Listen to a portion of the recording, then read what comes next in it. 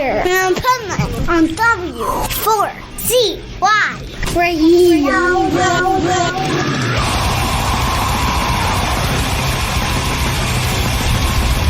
What's this world I see? Who are you and who are me? Maybe I just stumbled in the dark. This is Pipeman here on the Adventures Pipeman W4CY Radio, and I'm very excited about this episode because we have one of the most legendary drummers there is and some exciting news. So let's welcome to the show, Vinny Appice. How are you? I'm good. How are you? Good to be here. Legendary. Oh my God.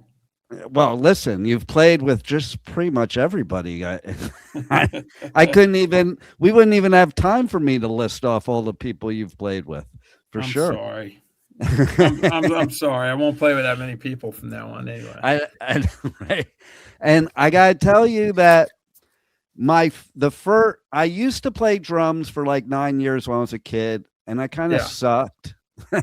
So my hat's off to you for being such a great drummer, because it takes a lot, and people I don't think realize that. And then I switched to guitar, and the first song I learned on guitar was not Smoke on the Water. It was Heaven and Hell. There you go. It was meant to be some sort of connection there. I know, right? Right. And so here we are. We have some great news about, kind of giving me like flashbacks and resurrecting the Heaven and Hell, the final, Sabbath version before Dio left this earth, but left us here with a lot of great memories. Yeah. And what's good about this package that's coming out is, we were scheduled to go on tour again in 2010 with Ronnie. And then he got ill, and then he got worse, and then he got really sick, and he couldn't do it, and the tour wasn't going to happen. So it was not a happy ending, it's kind of sad. Yeah. So now this is years later, and then putting this great package together. It's a beautiful package. This, the albums that are in it, and there's posters and tour books and photo album. It's beautiful. And at least this is kind of some closure to that era of Black Sabbath, and Ronnie. So it's more of a celebration now than just the sad way that the band ended, Exactly. And, I love that you have there's some things on this here that have never been on vinyl before. So that's really cool. Yeah. And then, all the Radio City live performances that are on there. I mean, to me, this is like an amazing way to pay tribute and to all the greatness of that version of Black Sabbath. Yeah. That's what I'm kind of saying as well. It's and it's a beautiful package, and I just got it in the mail last week, and I was blown away. Some of the photos in the photo book are so clear and colorful, and it's just great. So it's a nice collector's item for whoever's Heaven and Hell fan, Black Sabbath fan, Ronnie fan. This is a great package. Yeah, and back then, you got an album. It was a full sensory experience, which is what you're having here, like pictures, reading the lyrics, all the things that came with an album that right. I think we're having somewhat of a resurgence, because my grandkids ask me for the holidays or their birthdays for vinyl records. So it's kind of cool, because I think that's what a lot of kids were missing, is that full experience. Yeah.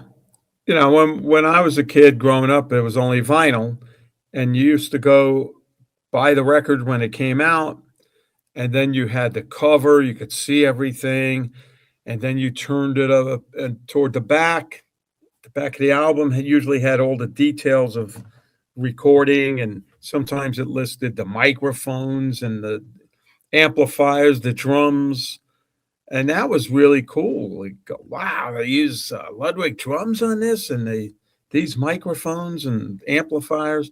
Because it was a great, cool thing. And while you're listening to the record, you're going through all this information. So it was a very cool thing. So now, CDs, it's hard to see it's only that big. And then downloads, you don't get anything. Yeah. Unless you download they bring the artwork forward. I don't know, but it's great on the album, on the full on vinyl. Even like in the, I remember I was a Beatles fanatic as a kid, and I would buy all the albums, before I was even a teenager, just for the clues of that 1969 radio show where they were saying Paul was dead. And like, it was such a fun experience to go get these albums, look for these clues, and do things that you wouldn't be able to do today with downloads. Yeah, and that's the thing. It was such a great package that it made it more exciting. You're listening to while you listen to the record. Yeah, and then Paul is dead, but how come he's on the album? He's playing bass, right? I remember that. Yeah, and then I'll tell you one of my favorite ever experiences at a concert, which there's been thousands of concerts I've been to. I remember when I was at the Mob Rules tour. Oh, wow. And it was in LA, and I could have sworn when Dio started talking that it was God talking. Like the way it came over. What were you smoking? Well, that's the thing, So it was back when you had to hang out, and camp out to get your tickets. So I got there like early. I was sleeping in my sleeping bag to get the tickets. And some dude goes to me, he goes, "Hey, can you buy my tickets for me? I'll smoke you out at the concert." I'm like, "Sure." You're a teenager. Like, that's good enough for me. Right. And then, yes, he did, smoked me out right before you guys came on, and it was a trip though. Coming over the loudspeaker, I was like, "Whoa, this is the best experience ever." Yeah, and I still remember it to this day like that way. So that's the impact right there. Yeah, and so I'm glad that we're keeping this alive. And Ronnie was such a influence to so many people and such a great person that he just I do press coverage at the Bowl for Ronnie, and it's like amazing how every year just people so much support, and I've never heard anybody ever say anything bad about Ronnie, and that's unheard of in this industry. Yeah, no, Ronnie was such a well, besides being one of the greatest singers in rock, if not he was such a nice person, and he loved his music, and he loved his fans. Yeah, his fans were really important to him, and he took the time to sign autographs, take pictures. He never really brushed anybody off. When I first joined Sabbath in 1980, we played some arena, and I'm the new guy in the block back then. And the show, concert's over, and we hung out a bit, and then we left the arena and got in the limo, me and Ronnie, and we go up the hill, get out of the arena, and it was January, like upstate New York, I think we were, and we pull out and get to the gate. They were going to open the gate, and we go back to the hotel, but there were a whole bunch of fans at the gate. Ronnie said, "Stop the car, stop the car." And I'm like, wow. The driver stopped the car. Ronnie got out, started signing autographs and taking pictures. It's because it was cold. Yeah. And, they waited, they deserved something. And so I got out too, and, did that as well. And I always remember that, how Ronnie was just totally such a gentleman and loved the fans, Yeah. And that was amazing. I remember I was a teenager, and he lived in that house in Tarzana, and we got like invited over, and we were hanging out with him and Vivian at the house. I don't know if I was any more than 16 at the time.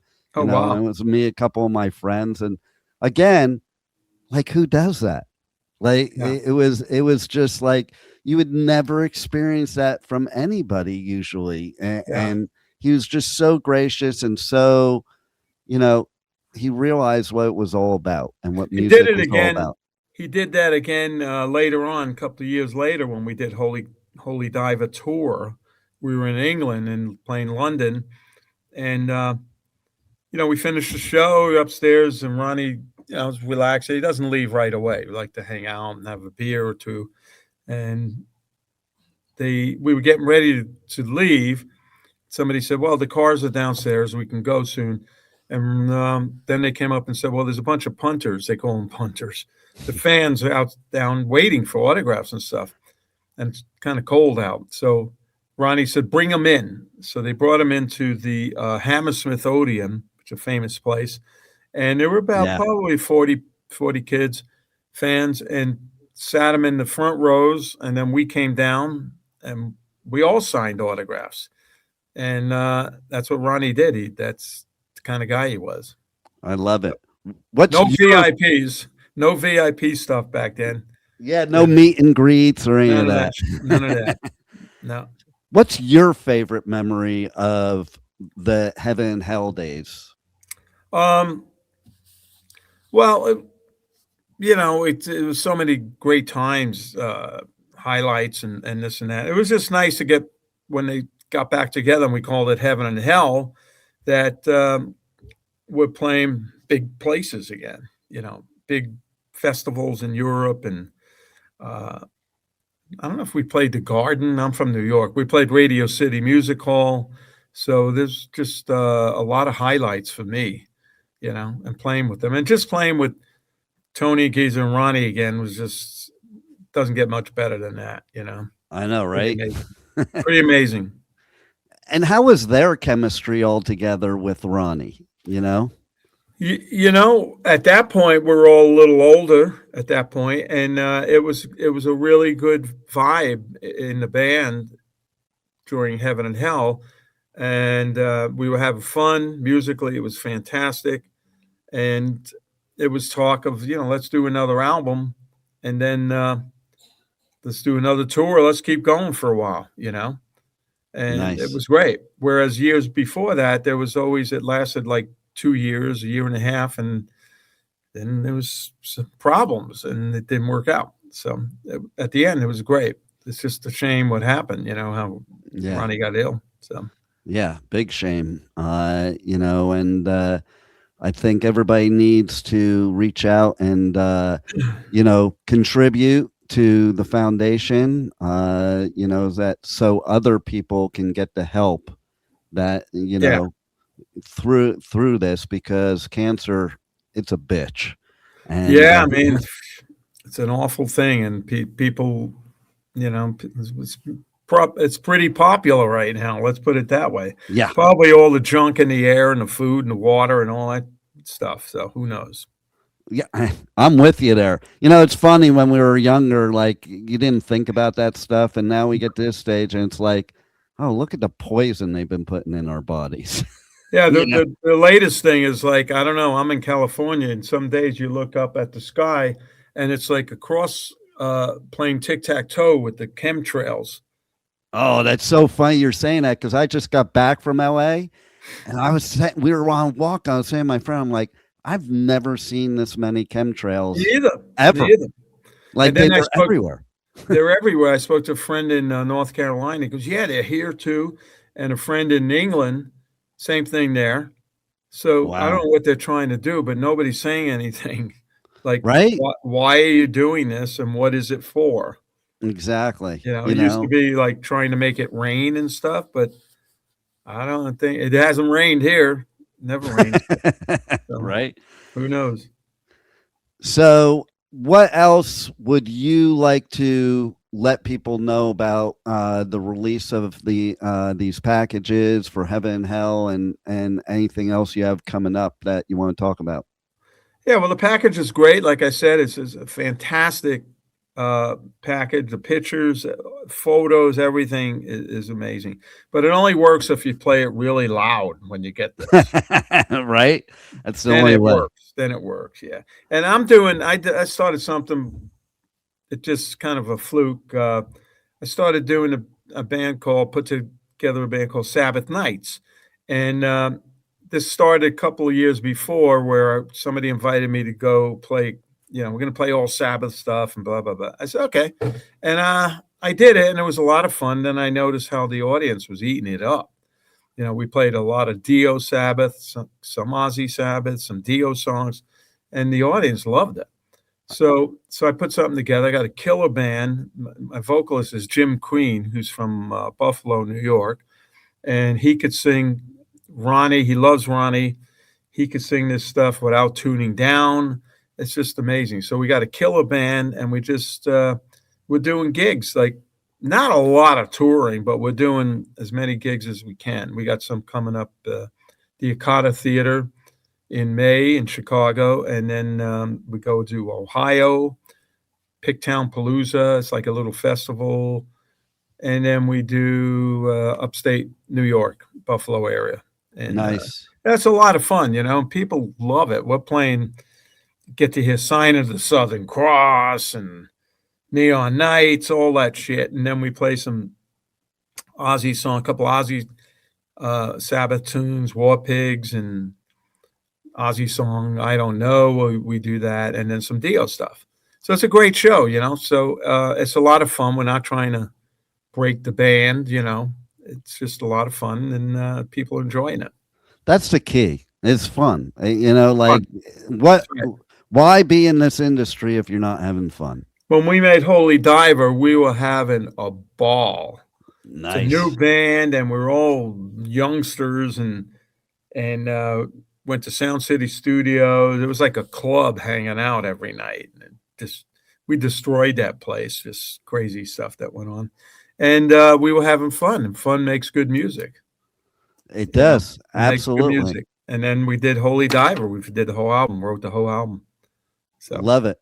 I love hearing stuff like that from musicians that have been musicians for a long time, because there's a lot of complaining that goes on. So I love the freshness of hearing how much fun things are. Yeah, and we're having fun. We're doing this, and then you don't realize how it affects people.